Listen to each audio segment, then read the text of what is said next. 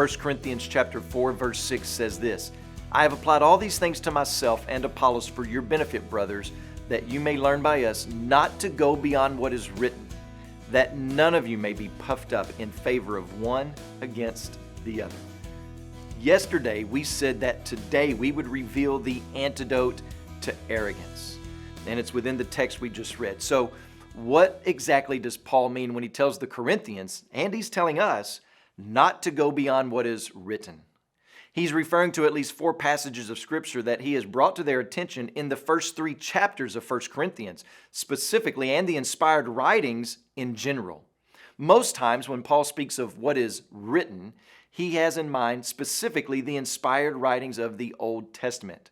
What actually may be happening in this text is Paul quoting a well-known proverb that said not to go beyond what is written, and he's using that proverb as a way of reminding the Corinthian church that we are to be a people of the book. When it comes to matters within the church, we are to entrust ourselves to the wisdom of the book, to trust it, to obey it. And if we do this, this will deflate the pride and arrogance in our lives. So Paul holds himself and Apollos up as examples.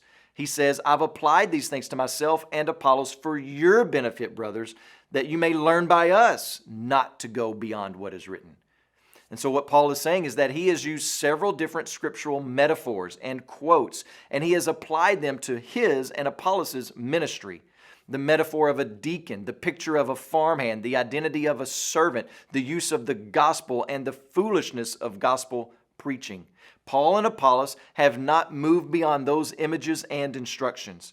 They have operated under a servant status. They have ministered according to the wisdom of the gospel.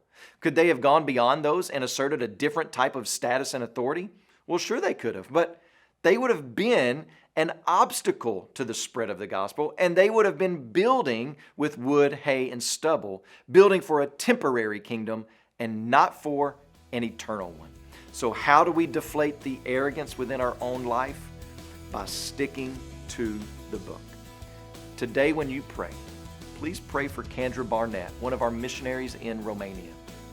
And also remember the Lifeword broadcast that's heard in Tanzania.